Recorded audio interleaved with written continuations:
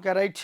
ఇక రాములోరికి రాములవారి అభివృద్ధి, భద్రాచలం రాముల వారి అభివృద్ధికి సీఎం రేవంత్ రెడ్డి ఇక కసరత్తు చేస్తున్నట్టు తెలుస్తుంది. దాదాపు 300 కోట్లు ఖర్చు చేసైనా ఆలయాన్ని అభివృద్ధి చేసేందుకు ఆయన అడుగులు వేస్తున్నట్టు తెలుస్తుంది. దాని మీద ఆలోచనలు, దాని మీద ఒక ప్రణాళికను కూడా సిద్ధం చేస్తున్నట్టు తెలుస్తుంది. యాదాద్రిని ఎట్లయితే గత సీఎం కేసీఆర్ ఎట్లా డెవలప్ చేసిండో దానికి పోటాపోటీగా ఇటు అంతే స్థాయిలో కూడా ఇక్కడ రాముల వారిని కూడా ఆయన డెవలప్ చేయాలని ఆలోచిస్తున్నట్టు తెలుస్తుంది. మరి ఇక ఆలయాల అభివృద్ధికి సీఎం రేవంత్ రెడ్డి ఏ మేరకు కృషి చేస్తుండో, ఎంత ఖర్చు పెడుతున్నది కూడా ఒకసారి చూద్దాం. భద్రాచలం అభివృద్ధికి 300 కోట్లైనా వెచ్చిద్దాం, మంత్రులతో సీఎం రేవంత్ భేటీలో నిర్ణయం. ఆలయాన్ని సుందరంగా తీర్చిదిద్దే యోచన. వచ్చే మార్చి నాటికి మొదటి దశ పనులు పూర్తి కావాలి. రేవంత్ రెడ్డి శ్రీరామనవమి ఉత్సవాలకు భద్రాచలానికి ముఖ్యమంత్రి. భద్రాచలంలోని సీతారామచంద్రస్వామి దేవస్థానం మరింత సర్వాంగ సుందరంగా మారనుంది. ఆలయాన్ని అన్ని రకాలుగా అభివృద్ధి చేయడానికి 300 కోట్ల నిధులు వెచ్చించాలని ప్రభుత్వం నిర్ణయించినట్టు తెలుస్తుంది. శనివారం ముఖ్యమంత్రి రేవంత్ రెడ్డి తన నివాసంలో డిప్యూటీ సీఎం బట్టిని విక్రమార్క, మంత్రులు పొంగిలేటి శ్రీనివాసరెడ్డి, తుమ్మల నాగేశ్వరరావు, కొండా సురేఖతో సమావేశమై భద్రాచల ఆలయాభివృద్ధికి సంబంధించిన దేవాదాయ శాఖ రూపొందించిన మాస్టర్ ప్లాన్పై చర్చించారు. ఆలయం కోసం ఇప్పటి వరకు పూర్తయిన భూసేకరణ, అభివృద్ధి డిజైన్ను సీఎం పరిశీలించారు. ఆలయ అభివృద్ధికి ఇప్పటి వరకు 100 కోట్లు మాత్రమే కేటాయించాలన్న ఆలోచన ప్రభుత్వం ఉండగా ఈ సమావేశానికి 300 కోట్లైన వచ్చడానికి సిద్ధపట్టినట్టు తెలుస్తుంది. ఇక రామాన సీతారామచంద్రస్వామి యొక్క టెంపుల్ ఆలయం ఏదైతే ఉందో ప్రముఖమైన అయోధ్య తర్వాత అంత ఫేమస్ అయిన ఆలయం రాముల వారిది భద్రాచలంనే ఉంది. ఇక మనకి భద్రాచలం ఇది మొత్తం తెలుసు. అక్కడ శ్రీరాముల వారు వనవాసం వచ్చినప్పుడు ఇక్కడే ఉండు, పర్ణశాల సీతమ్మ ఉంది.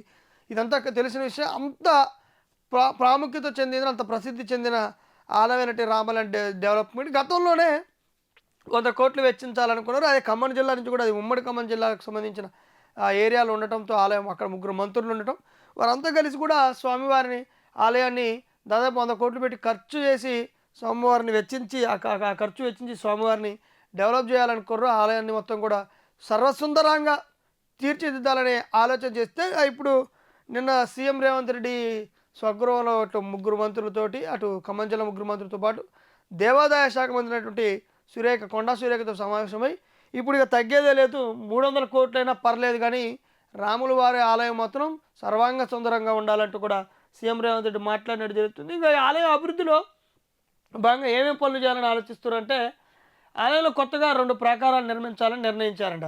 దీంతోపాటు ఆలయం చుట్టూ ఉన్న ప్రదక్షిణ దారిని మరింత వెడల్పు చేయాలని నిర్ణయించారు. ఇక ప్రస్తుతం ఇది నలువైపులా సరిసమానంగా లేదు, ఒకచోటు ఇరుగ్గా మరో చోటు వెడల్పుతో ఉండి దీన్ని నలుదిక్కులా సరిసమానంగా విస్తరించాలని నిర్ణయించారు.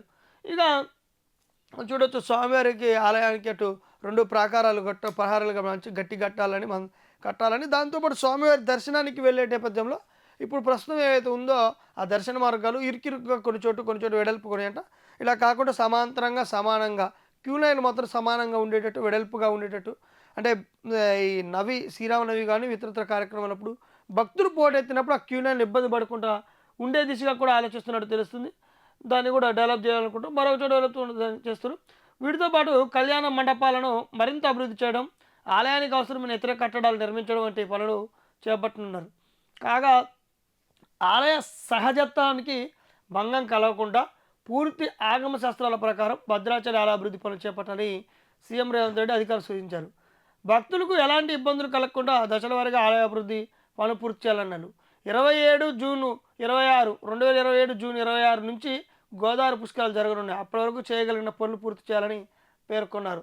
ఇక మనకు తెలిసిందే 2027 జూన్లో, అంటే వచ్చే సంవత్సరం జూన్ నుంచి ఇటు స్వామివారి యొక్క గోదావరి యొక్క పుష్కరాలు నిర్వహించడం జరుగుతుంది. ఈ పుష్కరాలు గోదావరి రామాలయం భద్రాచలానికి పోతుంటుంది కాబట్టి, పక్కనే పోతుంటుంది కాబట్టి ఆ పుష్కరాలకి ఎవరైతే భక్తులు వస్తారో వారికి ఇబ్బంది కాకుండా, అసౌకర్యాలకు గురవకుండా ఆలోపే వీలైనంత పనులు పూర్తి చేయాలని కూడా అటు అధికారులకు ఆయన సూచించినట్టు తెలుస్తుంది. ఇక పనులు కూడా భక్తులకు ఇబ్బందులు కలగకుండా దశల వారీగా పనులు చేయాలి. దాంతోపాటు సహజత్వంతో కూడిన ఆలయం ఏదైతే ఉందో మొదటి నుంచి ఉందో ఆ రామాలయానికి మాత్రం చిన్న మార్పు ఎలాంటి మార్పులు చేయకుండా, దాన్ని దెబ్బతీయకుండా పక్కన ఏదైనా చేయాలంటే, గుళ్ళు కట్టాలన్నా ఇంకేదైనా కట్టాలన్నా డెవలప్మెంట్ పక్కన చేయాలని, ఆ గుడి యొక్క సహజత్వాన్ని ఎప్పుడైతే నిర్మించిన గుడి ఉంది ఆ గుడి సహజత్వం మాత్రం కోల్పోకుండా చూడాలంటూ కూడా అని మాట్లాడడం జరుగుతుంది. మొత్తం ఆగమ శాస్త్రంలో ప్రకారము పనులు మొదలుపెట్టి